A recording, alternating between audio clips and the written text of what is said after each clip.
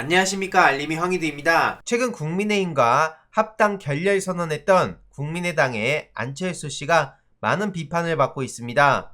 이후로 국민의당 탈당이 지금 이어지고 있다는 소식이 전해졌는데요.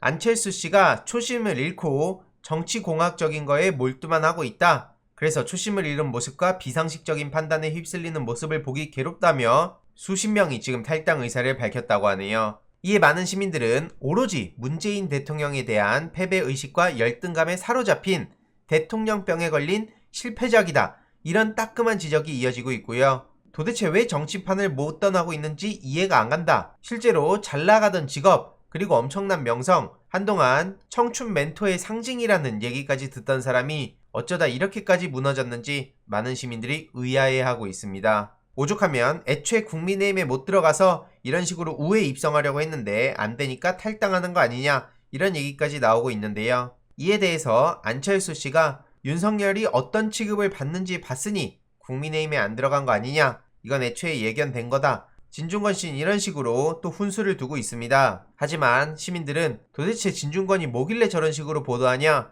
저도 왜 굳이 이 얘기를 하냐면 여기저기 그냥 마치 모든 것의 전문가인 것처럼 얘기를 하다가 정준희 교수와의 토론에서 제대로 그 실체가 탄로나게 됐었죠. 신의 한 수라든지 이런 채널들 당당하게 안 본다고 얘기하지 않았습니까?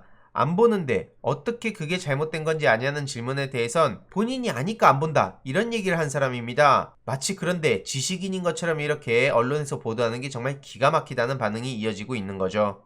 이런 와중에 국민의힘 배현진 씨는 저렇게 불난데 기름 끼얹는 듯한 모습을 보이고 있습니다. 우리는 동지라며 안철수 씨를 향해 정권교체 사명을 잊지 말라, 이런 얘기를 하고 있는데 다른 사람도 아니고 배현진 씨가 동지라는 얘기를 함부로 꺼낼 수 있을까요? 역시나 MBC 파업 당시에 파업에 앞장선 동료들 등에 칼 꽂은 사람이 어떻게 함부로 동지란 말을 꺼내냐, 이런 비판이 이어지고 있습니다. 특히 그리고 윤석열 씨는 국민의힘에 대우 타령하기 이전에 본인이 알아서 몰락을 하고 있는 상황입니다. 어제는 영상으로도 말씀드렸듯이 안종근 의사에게 윤봉길 의사 타령해서 이게 엄청난 많은 비판을 받고 있는 상황이죠. 이런 무식한 윤석열을 왜 지지하는지 모르겠다, 특히 8월 15일에 이게 무슨 망발인지 모르겠다 해도 너무한다 진짜. 도대체 대한민국을 뭐로 보는 거냐, 이런 지적들이 이어지고 있고요. 이런 와중에 윤석열 측의 해명이 더 기가 막힙니다. 오해다 이거죠, 한마디로. 이런 식으로 논란이 될 때마다 오해다, 그건 장모 얘기다, 부인 얘기다, 정치적 공세다,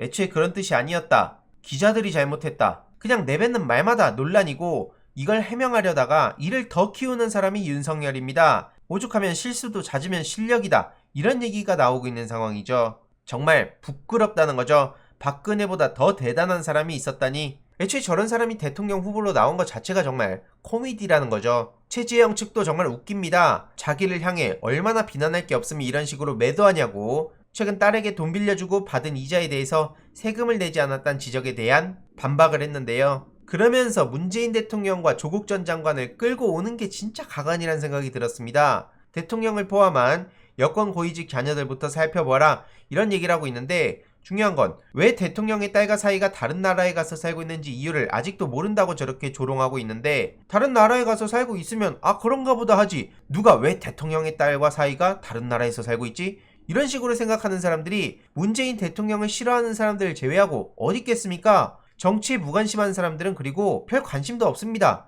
이게 전형적인 프레임 전환시키려고 본인이 거짓말하고 논란에 휩싸인 거 벗어나려고 이러는 거 아니냐? 도대체 무슨 소리냐? 대통령 자식은 외국 살면 안 되는 거냐? 친일 행위를 두고 독립운동했다고 거짓말하는 걸 보고 인성을 짐작했지만 참 인성 볼만하다, 이런 지적들이 이어지고 있죠.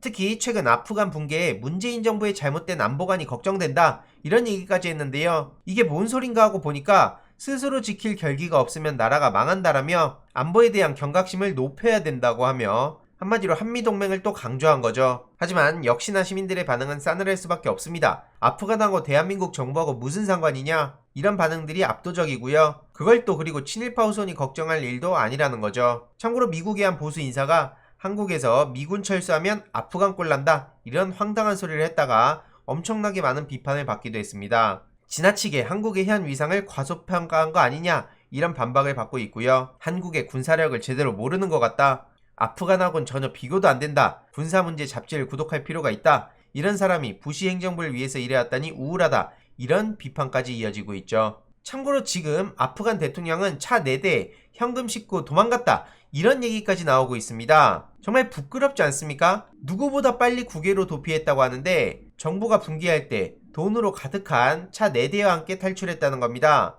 지금 그래서 탈레반이 전국을 장악했다고 하는데 대통령이 저런 식으로 위기의 순간에 도망친 거 어디서 낯익은 상황 아닙니까? 바로 이승만 전 대통령이 한강철교를 폭파시켰던 그 장면, 많은 시민들이 지금 떠올리고 있습니다. 최지영 씨는 이런 이승만 전 대통령을 향해 헌법 가치를 가장 잘 지킨 대통령이다 이렇게 칭송하기도 했는데요. 이런 최지영 같은 사람이 대통령이 되면 어떤 대한민국의 미래가 펼쳐질지 눈에 훤하다는 생각이 듭니다. 참고로 매국노 이완용이 사망 직전 남긴 유언이 최근 광복절 전후로 다시 커뮤니티를 통해 여기저기 돌아다니고 있는데요. 힘없는 다리를 부축해달라고 남에게 부탁한 것이 어떻게 나라를 팔아먹는 일이라고 매도당해야 되나, 이런 비슷한 논리 많이들 보셨을 겁니다. 특히 신민지 근대화론을 주장하는 뉴라이트도 일본이 없었으면 대한민국이 여기까지 올 수 없었다. 일본 덕분에 대한민국이 성장할 수 있었다. 이런 말 같지도 않은 논리를 펼치고 있고요. 친일 잔존 세력이 여전히 존재하는 한